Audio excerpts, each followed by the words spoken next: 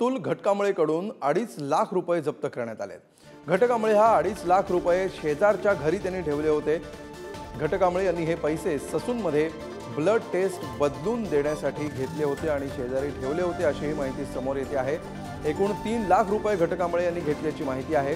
त्यामध्ये 50,000चा हिशोब वेगळा असल्याचं देखील समोर येत आहे। ललित पाटील प्रकरणात देखील त्याला वडापाव खायला घटकांबळे पुरवायचा अशी देखील माहिती या तपासामध्ये समोर येते।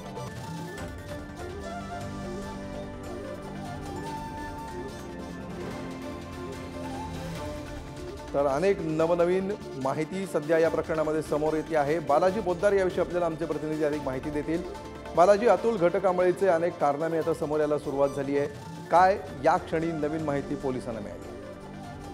अतुल घटकांबळेकडून 2.5 लाख रुपये पोलिसांनी रिकव्हर केलेले आहेत।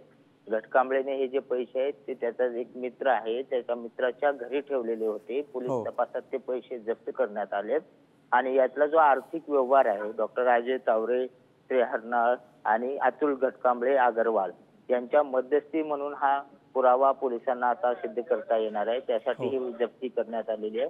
आणखी किती पैशाचा व्यवहार यात झालाय हे पोलीस तपासत आहेत। ब्लड चेंज करण्यासाठी कोट्यावधी रुपये खर्च झालेत अशी प्राथमिक माहिती आहे, पण ते कुठल्या निश्चितपणे अत्यंत धक्कादायक अशी ही माहिती आहे। याविषयी वेळोवेळी अधिक अपडेट्स तुमच्याकडून घेत राहू। धन्यवाद बालाजी।